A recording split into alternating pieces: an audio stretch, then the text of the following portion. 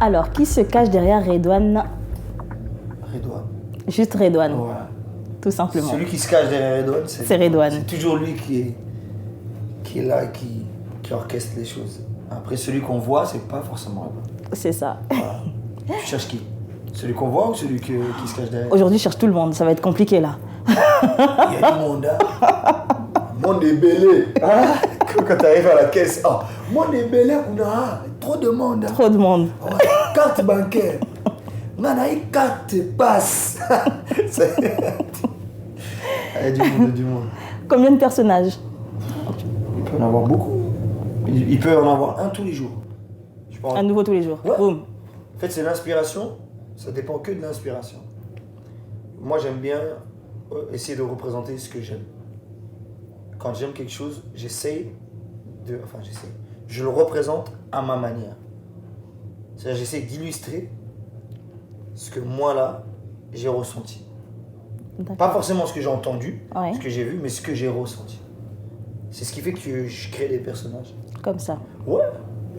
C'est un plaisir. T'as bien vu, tu peux parler d'un coup, boum, je Boum, pense. Hein. voilà. Ouais. Le seul moment où je sors pas vraiment de personnage, c'est en famille. En famille, j'essaie d'éviter. Je suis moi, vraiment moi. Ouais. C'est pour ça qu'on m'aime pas beaucoup. C'est vrai que c'est plus facile. Plus facile, on va dire, d'être manipulé par quelqu'un qui joue, qui interprète quelque chose, que par la personne en elle-même. Personne profonde, intègre et qui veut ressembler à personne d'autre qu'elle-même. C'est vraiment plus facile. Tu peux charmer plus facilement une femme ou même des amis. Hein. Les gens peuvent plus t'apprécier. Effectivement, rester soi-même. Mais quand tu montres que tu es un homme comme les autres et tu montres l'homme que tu es vraiment, là les gens, tu les pousses à réfléchir en fait. D'accord. Et du coup, quand est-ce que tu as commencé Comment c'est quoi? à manipuler tes personnages et surtout à les mettre en avant du coup? Ah ben, j'ai commencé à le faire déjà depuis tout jeune. Depuis tout jeune, naturellement. Ça revient à dire c'est ce qui me plaisait de faire. Voilà. Et c'est parce que ça me plaît que je le fais. Je veux pas plaire. Non. Ça me plaît de le faire. Et je sais que ce qui me plaît de faire, eh ben, ça plaît. Et le jour où ça plaira plus, ben, je continuerai. Parce que ça te plaît. Parce que ça me plaît. Voilà. Voilà. Et jamais de la vie je ferai quelque chose parce qu'on me dit oh, en ce moment, à la mode, c'est les Congolais, fais le Congolais. Ben moi, je suis un peu un saumon. Je vais pas faire le Congolais. Je vais faire l'arabe. Je vais faire le blanc. Je vais faire moi. C'est moi, si ça me plaît, je fais. Sinon, j'arrête. Pourquoi? Et bon. Et j'ai commencé depuis tout jeune et après, à professionnaliser, c'est un accident. C'est avec les réseaux. Parce que j'ai commencé à faire du cinéma. Et au cinéma, ben, j'interprétais, je composais des personnages, mais c'était des rôles. Voilà. Et c'était pas du tout de l'humour, j'étais plus dans le dramatique, dans le tragique. Et c'est par le biais d'Internet que mon côté comique, ben, j'ai vu qu'en fait, il a fait du bruit au-delà de même ce que je m'attendais à rien du tout déjà. Donc c'était déjà au-delà. Et puis j'ai suivi. Je me suis laissé emporter par mon plaisir. Et je voyais que ce qui me faisait plaisir, ça plaisait. Et puis voilà, depuis, bah, regarde où on en est. Hein. C'est ça. Jolie chemise rouge. Coupé. C'est coupé. Voilà. Up. Ouais. Niveau up. Still up. Down, tu sais. Up. Licolo. La musique c'est Licolo. Donc voilà, ouais, je dirais 7 ans. Quand même. 7 ans. Internet, hein, ça commence. Oui. Après la scène, le théâtre, 4 ans, 4-5 ans. Ben, c'est assez étrange que tu me dises justement que tu as commencé en tant qu'acteur. Moi, c'est vrai que je t'ai connu en tant que Pichou de Castelbaja, que je pense comme tout le monde. Mais du coup, on ne connaissait pas justement le Redouane acteur d'avant. Ouais. C'est comme les cinéphiles. Ceux qui m'ont connu par le biais du cinéma ne me connaissaient pas en tant qu'humoriste. Ils me trouvaient, on se trouvait bon après. On est des humains, hein. Après entre deux prises on peut rigoler. Le soir à l'hôtel on délire. Et puis ouais, tu peux être marrant, je peux être marrant, mais de là à s'imaginer que je suis un comique ou... Donc vas-y, je t'écoute. Hein. Quel est ton plus grand rêve, Redouane? Dis-nous tout. Ou tu l'as déjà concrétisé? Moi, je suis en train de le concrétiser. Comme tout le monde. Hein. C'est vivre. Sachant qu'on va tous mourir, moi je me dis, il faut juste vivre. Et de savoir que tu es là. Et que tout ce qui se passe ne restera pas. C'est de passage. On est tous de passage. Profitons. Mais profiter, ça ne veut pas dire faire n'importe quoi. Profitons, mais bien. Tu vas rendre fier tes parents, tes enfants. Rendre fier ceux qui t'aiment. Rendre fier ceux que tu aimes. Tu vois? Et celle-là, elle est dans l'actualité. Plus tu vas énerver ceux qui te font chier, plus tu gagneras. Rendre heureux quelqu'un qui te haït, qui t'aime pas, ton ennemi, ça veut dire que tu as raté ton coup. Plus tu fais chier les cons, moins t'es con. Le conseil du jour, à retenir. Donc vivons, faisons ce qu'on a envie de faire parce qu'on a envie de les faire. Et restons nous-mêmes, tu vois. Malgré toutes ces années d'expérience, justement, est-ce que tu as toujours le trac en montant sur scène? Est-ce que déjà tu l'as déjà eu? Jamais. Pourquoi? J'en ai rien à foutre. Je t'ai dit, je kiffe. J'ai pas le trac. Le trac, c'est... Je sais pas, mais même quand il y a un truc qui me traverse, c'est juste de l'appréhension, mais jamais... Et quand je te dis de l'appréhension, c'est juste j'ai le sentiment d'être un peu fatigué, ou je sais qu'après il y a un autre truc. C'est ça, moi, des fois, mes appréhensions, c'est ça. Par exemple, là, il y a pas longtemps, je faisais 2 tournages en même temps. Mon appréhension, c'était pas à chaque prise, c'était est-ce que je vais réussir à avoir mon train pour aller à Bruxelles? Ok. Tu vois? Est-ce que j'aurai la force, après d'être descendu sur scène, de pouvoir remercier les gens quand ils viennent me dire c'était bien? Ou même si c'était pas bien. Est-ce que j'ai toujours la force d'être souriant? D'accepter les critiques? C'est ça en fait. Mais d'être bon ou mauvais, on a tous le droit de se rater. Hein. Pourquoi avoir le trac? Moi je trouve ça tellement touchant quand des fois un artiste monte sur scène et qu'on voit qu'il a peur. Avoir peur, c'est pas avoir le trac.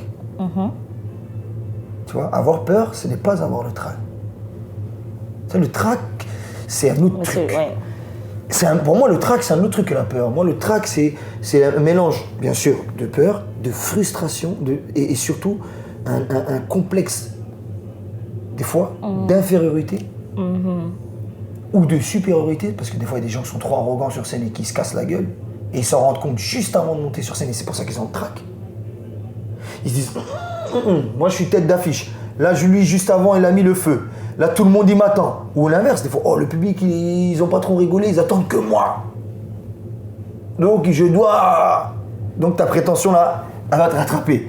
Le trac, c'est pour ça que ça dessert pour moi. Le trac, ça ne te rend pas meilleur. La peur, oui. Mais le trac, non. Le trac, c'est pour ça que ça te fait tomber dans les pommes. Le trac, ça te donne la diarrhée. Hein? Donc, diarrhée, si vous mangez, excusez-moi. Voilà. Le trac, ça te fait perdre du poids. Tu vois, le trac, ça te fait faire des choses, des fois, nerveusement. Ça te fait oublier ton texte. Mais la peur. Quand on a peur de trop bien faire, souvent, on fait mieux. C'est vrai. Eh oui. Moi, j'ai grandi avec la peur. Hein. J'ai grandi avec un daron algérien, une daronne algérienne, des grands frères, des grandes sœurs algériennes. J'avais la peur au ventre tout le temps. Quand tu prends un morceau de steak qui n'est pas le tien, tu prends la viande de l'autre et t'as le papa qui rentre et dit « Il n'y a plus de viande. Il n'y a plus de viande dans la soupe. C'est la sauce là. Il n'y a plus la viande. Ah » Nous, c'était pas viande. C'était Redouane. Enfin, Redouane. L'homme tout mout. Et disait « c'est la couleur. Aujourd'hui, t'es mort. Oh. Aujourd'hui, tu vas mourir. » Sûr. Ça, c'est la vraie peur, ça. Mais quand tu grandis avec ça, ben, ça t'alimente. Ah, regardez. Donc voilà.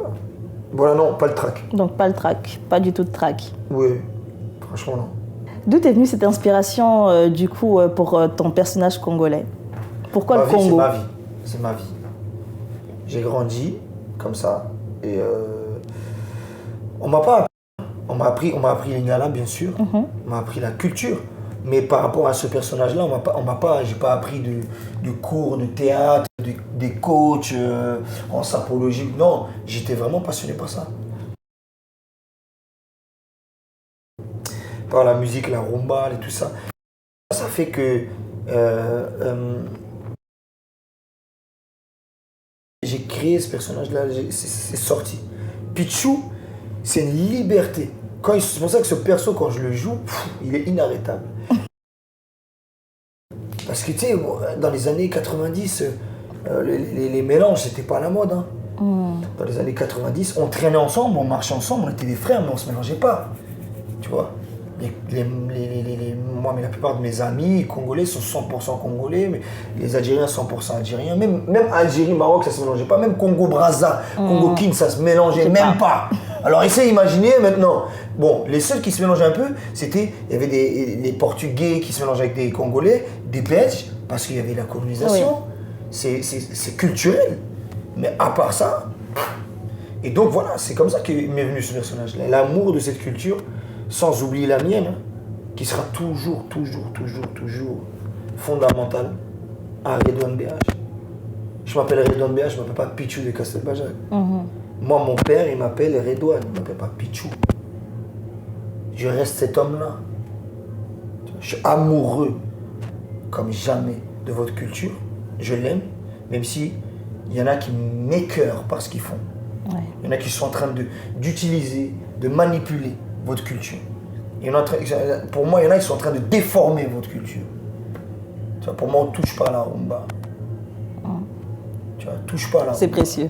Je ne chante pas de la rumba pour parler dedans de cocaïne. J'ai jamais entendu le mot cocaïne. J'ai jamais entendu le mot drogue dans de la rumba. La rumba, c'était toujours l'amour. C'est ça.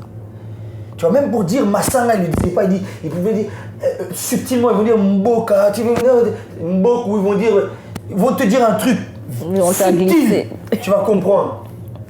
Bah moi, tu vois, Nameli Ango. Si tu sais que c'est un amoureux de la rumba, qu'il aime trop la femme, pour dire que là, il est en train de dire qu'il a bu une femme, non, tu vas comprendre que là, Nameli Ango. Après, c'est bon. Inspiration. Akotsi. Mayele. Tu vois, Mayele. Esprit. C'est bon. J'ai dit la vérité. Chérie, voilà, je t'aime. T'as le track. Elle fait partir son track avec une, deux ou trois boissons. Tu vois ou pas? Mais aujourd'hui, moi, je suis partisan de ça, tu vois. J'aime cette culture. Et j'ai grandi aussi avec, tu vois. As-tu fait justement, as-tu pris des cours d'art dramatique? Non. Donc c'est inné. Si tu le dis. Bah oui, depuis tout à l'heure, j'arrête pas de rire là. Oh. Non, mais on a vu que mes dents là pendant toute l'interview. Tant mieux, heureusement, elles sont propres, elles sont belles. Heureusement. C'est un grand séducteur. On a un maître judo. De la séduction. Ouais, kung fu. Non, j'ai pas fait de cours d'art dramatique, j'ai juste la chance de pouvoir avoir fait du théâtre quand j'étais petit, en primaire, pardon, par le biais de Michel Moignard. On avait fait un spectacle qui s'appelait Cirque Africa. C'était un amoureux de l'Afrique et du théâtre. Donc il nous a initiés, tu vois, à faire du monocycle, à jongler, à faire du cerf-volant, des rubans, et jouer la comédie, apprendre un texte, à pouvoir l'écrire aussi, apprendre des musiques, pouvoir les chanter, les interpréter, et à confectionner aussi des costumes. Oh. Et il avait demandé qu'on amène du pagne et des tissus maghrébins qui venaient de chez nous. Et tu vois, on faisait des khamis, des gendora, des djellabas, on les découpait, on faisait des costumes avec. Des beaux costumes, hein. Redingote et tout, en pagne et tout. Mais ça, je te parle de ça, moi aujourd'hui, j'ai 37 ans. À l'époque, j'avais 6-7 ans. Ah oui, ouais. Je t'en souviens encore bien. Tu peux pas oublier ça. Aujourd'hui, tu me dis, et je pense que c'est où tu allais en venir, quel conseil tu peux donner? Quand tu prends ta voiture, éteins la musique, éteins les informations, arrête de polluer ton esprit. Regarde la route, sois focus. Et tu verras que les informations qui vont venir, à part celles qui sont très importantes, c'est ralenti, c'est 90. Feu rouge, arrête-toi. Stop, cède le passage. Il y a de la pluie, essuie-glace. Il fait nuit, allume les lumières. À part celle-ci, ça va être des informations que tu as besoin et qui te sont nécessaires. Et si tu commences à alimenter ton esprit avec ça, tu vas enrichir ton cœur avec des ambitions qui seront encore bien au-delà de ça. C'est tout. Tout simplement. Voilà un conseil que je peux te donner. Tout simplement. C'est tout. Je ne vais pas te dire, ouais, va à telle école, va à truc, donne-moi ta candidature. Non. Donne-toi le moyen de tes ambitions. Fais ce que tu aimes faire et fais-le parce que tu as envie de le faire. N'essaye pas de plaire. Plais-toi à toi-même. Respecte ce que Dieu a fait en toi. Ce qu'il a fait de toi, tout de suite, ce qui est toi. Respecte ça, tu vas voir. Tes parents seront fiers, tout le monde sera fier. Mais dès que tu vas commencer à vouloir plaire, tu vas dénaturer, tu vas te désorienter, tu vas commencer à faire des trucs, on va te dire... Moi, j'aime bien que des fois, on fasse les choses et qu'on les assume pleinement et que surtout, elles nous correspondent. Je te jure, faisons les choses parce qu'on veut qu'elles nous correspondent. Ne dénature pas qui tu es et ne dénature surtout pas ce que sont les autres. Parce que tu as un but précis. Non, fais les choses parce que tu as envie de les faire et tu verras que les gens ils vont rester ce qu'ils sont et toi aussi et vous allez vous comprendre. On va comprendre que tu es un artiste et que dans ta vie de tous les jours, tu es un homme. Tu as le droit de faire des erreurs, tu manges, tu vas aux toilettes comme tout le monde, tu as des enfants, tu as des soucis. C'est la vie quoi. C'est important.